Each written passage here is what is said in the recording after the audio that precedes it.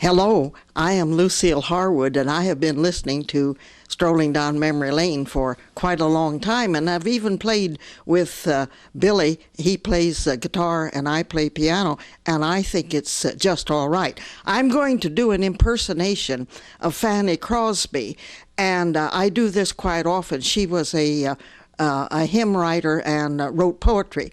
The thing I want to tell you is that so many people ask me, well, what blinded her? And I have to tell you that she was born with sight, and when she was 6 weeks old, her folks thought that her cold was kind of settling in her eyes, and they took her to a doctor. He wasn't in, and they went to another one, and that man said, put some poultices on her eyes, and everything will be fine. Well, they did that. In a few days, they discovered she was blind. Then they took her to specialists, and it was too late. So now, as I'll put my hat on, and I'll do for you the impersonation, that means that I talk like I am Fanny Crosby, and I just hope that you enjoy this a lot. The piece that Lucille is going to be playing for Fanny is called Saved by Grace, and I wrote it in 1891. At age 71, I attended a prayer meeting at which Dr. Howard Crosby spoke. He talked on the 23rd Psalm, using grace as his subject. That very same week, he died suddenly. I was so sad. I said to myself, I wonder what my first impression of heaven will be.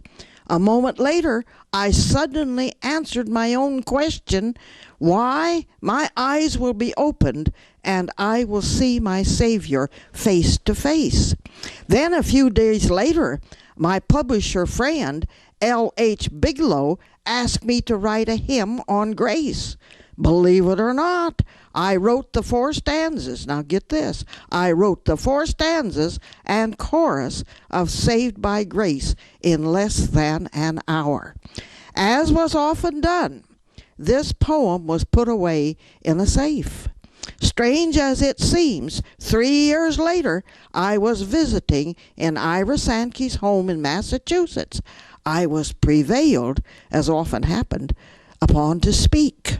When I concluded my talk, I read my poem, Saved by Grace.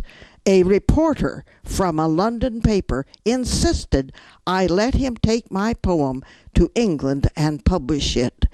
He did that, and then a man named George Stebbins composed music for it.